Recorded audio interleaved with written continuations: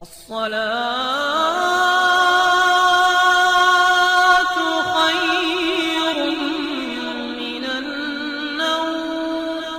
السلام علیکم ورحمۃ اللہ وبرکاتہ۔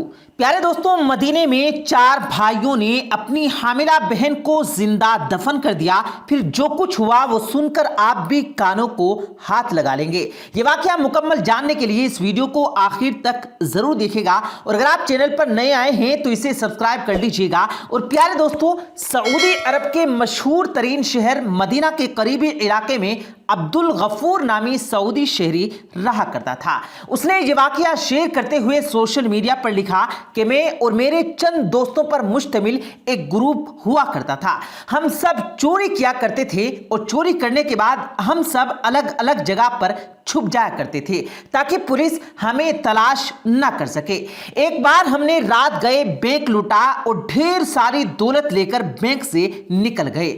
باہر نکلنے پر ہم نے الگ الگ راستے اختیار کیے، مگر بدقسمتی سے پولیس نے میرا پیچھا کرنا شروع کر دیا۔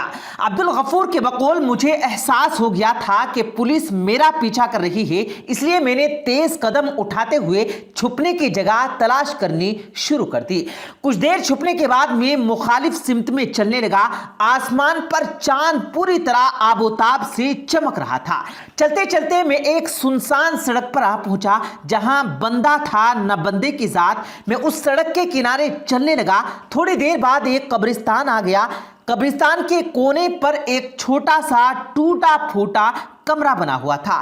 میں نے سوچا کہ آج رات اسی کمرے میں گزارتا ہوں، صبح ہوتے ہی میں پیسوں سے بھرا ہوا بیگ لے کر شہر چلا جاؤں گا۔ عبدالغفور مزید بتاتا ہے کہ میں نے یہ سوچ کر کمرے کی جانب قدم بڑھائے اور قبروں کے قریب سے ہوتا ہوا کمرے تک پہنچ گیا۔ تاہم رات کے اس پہر قبرستان سے گزرتے ہوئے مجھے خوف محسوس ہونے لگا اور مجھے اپنے گناہ یاد آنے لگے۔ اسی ویران کمرے میں پہنچ کر میں نے ایک موٹی چادر نکالی اور سونے کی تیاری کرنے لگا۔ اچانک مجھے ایک لڑکی کی آواز آئی۔ وہ کہہ رہی تھی، خدا کے لیے مجھ پر رحم کرو، میں تمہاری سگی بہن ہوں، تم سب مل کر مجھے کیوں دفن کرنے جا رہے ہو؟ اس شخص کے مطابق جب اس نے لڑکی کی آواز سنی تو وہ چونک گیا۔ لڑکی کی آواز کے ساتھ چند نوجوانوں کی آوازیں بھی آ رہی تھی۔ وہ کہہ رہے تھے کہ جلدی کرو، کوئی دیکھ نہ لے اور اسے جلدی دفن کر دو۔ یہ الفاظ سنے تو غفور کا دل دہل گیا۔ اس نے معاملے کی سنگینی کو بھانپتے ہوئے ارادہ کیا کہ وہ اس عورت کی مدد کرے گا۔ وہ چپکے سے اٹھا اور اس طرف دبے پاؤں چلتا رہا جہاں سے اسے آوازیں آ رہی تھی۔ وہاں پہنچ کر اس نے دیکھا کہ 4 بھائی اپنی ہی سگی بہن کو زندہ دفن کرنے کی کوشش کر رہے تھے۔ انہوں نے یہ قبر پہلے سے تیار کر رکھی تھی۔ چاروں بھائیوں نے بہن کو قبر میں دھکیلا اور جلد ہی مٹی ڈال کر روانہ ہو گئے۔ اسی دوران وہ لڑکی مسلسل چلا رہی تھی کہ مجھے یوں زندہ دفن نہ کرو، تاہم اس کے درندہ صفت بھائیوں نے اسے زندہ دفن کر کے چل دیے۔ عبدالغفور جو یہ مناظر دیکھ کر سکتے میں آ چکا تھا، اس نے ہمت باندھ کر قبر کے قریب جانے کا ارادہ کیا۔ جب وہ قبر کے پاس پہنچا تو اس نے دیکھا کہ جلدی میں دفن کرنے والوں نے مٹی صحیح سے نہیں ڈالی اور اس لڑکی کی چیخو پکار قبر سے سنائی دے رہی تھی۔ عبدالغفور نے فوری طور پر بھر بھری مٹی کو ہاتھوں سے کھودنا شروع کر دیا۔ جیسے جیسے وہ مٹی باہر نکال رہا تھا، قبر سے آنے والی آوازیں مزید تیز اور دردناک ہو رہی تھی۔ یہی وجہ تھی کہ عبدالغفور کا دل تیزی سے دھڑک رہا تھا۔ مٹی نکالتے ہوئے عبدالغفور نے کونے سے ایک سوراخ کر دیا تاکہ ہوا اندر داخل ہو سکے اور دفن ہونے والی لڑکی دم گھٹنے سے کہیں مر نہ جائے۔ مٹی ہٹانے کے بعد اس نے جیسے ہی پہلا پھٹا ہٹانے کے لیے ہاتھ بڑھایا تو اس نے محسوس کیا کہ لڑکی کی دردناک آہو بکا کے ساتھ ایک معصوم بچے کے رونے کی آوازیں بھی قبر کے اندر سے آ رہی تھی۔ عبدالغفور کی ہمت جواب دے رہی تھی، تاہم اس نے دیدہ دلیری سے سب پھٹے ہٹائے تو اندر کا منظر دیکھ کر دنگ رہ گیا۔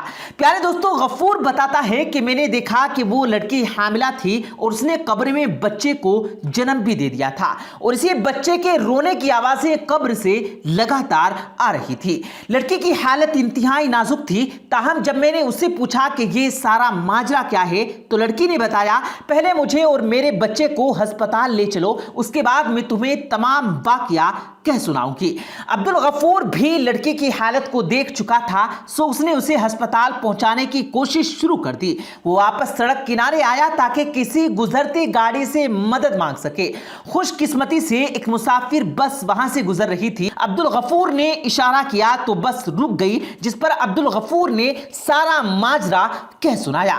پہلے تو ڈرائیور نے یقین نہ کیا، تاہم چند افراد نے آ کر دیکھا تو ان کی جب حیرت کی انتہا نہ رہی، لڑکی کو بس میں سوار کیا گیا اور پھر ہسپتال کی جانب روانہ کر دیا گیا۔ عبدالغفور کہتا ہے کہ میرے پاس چوری کے جو پیسے تھے ان میں سے میں نے اس لڑکی کا اور اس کے بچے کا علاج شروع کروا دیا۔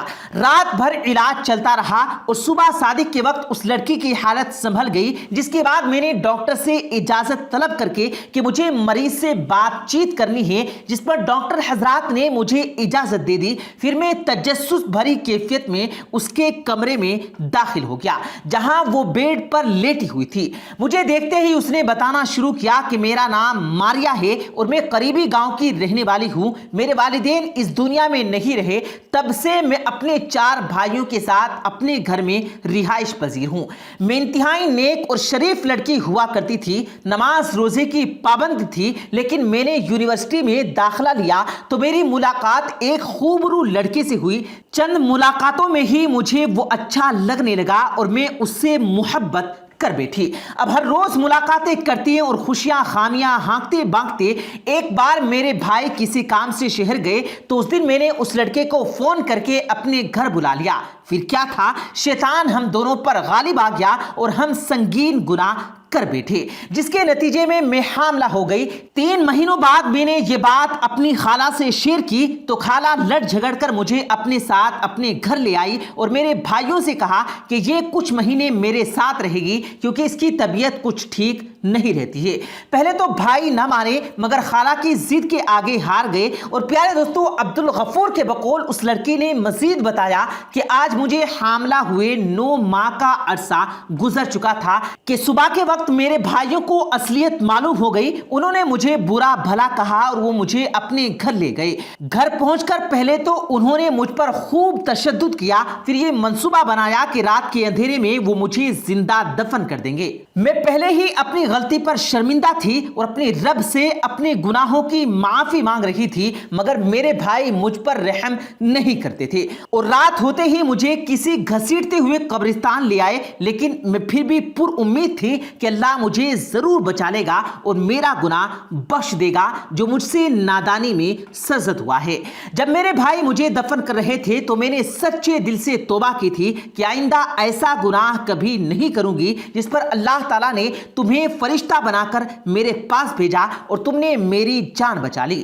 عبدالغفور کہتا ہے کہ اس لڑکی کی درد بھری کہانی سن کر میری آنکھوں سے آنسو جاری ہو گئے۔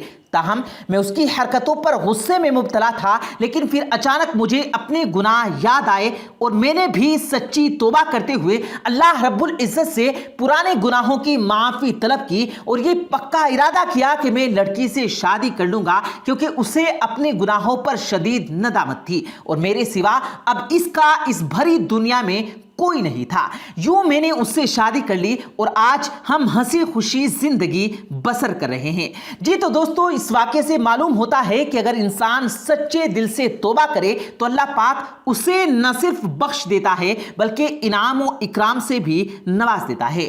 دعا ہے کہ اللہ پاک ہم سب کو گناہوں سے بچنے اور سچی توبہ کرنے کی توفیق عطا فرمائے، آمین ثم آمین۔ پیارے دوستو، امید کرتے ہیں آپ کو آج کی ہماری یہ ویڈیو ضرور پسند آئی ہوگی۔ اگر آپ کو یہ ویڈیو پسند آیا ہو تو اس ویڈیو کو دل سے لائک کریں اور زیادہ سے زیادہ لوگوں تک اس ویڈیو کو ثواب کی نیت سے شیئر کریں، اور اس ویڈیو کے بارے میں آپ کی کیا رائے ہے کمنٹ سیکشن میں اپنی رائے کا اظہار ضرور دیں، اور مزید اسی طرح کی روز کی ویڈیو پانے کے لیے ہمارے چینل کو ضرور سبسکرائب کریں۔ ملتے ہیں پھر ایک نئی ویڈیو کے ساتھ، تب تک کے لیے اللہ حافظ۔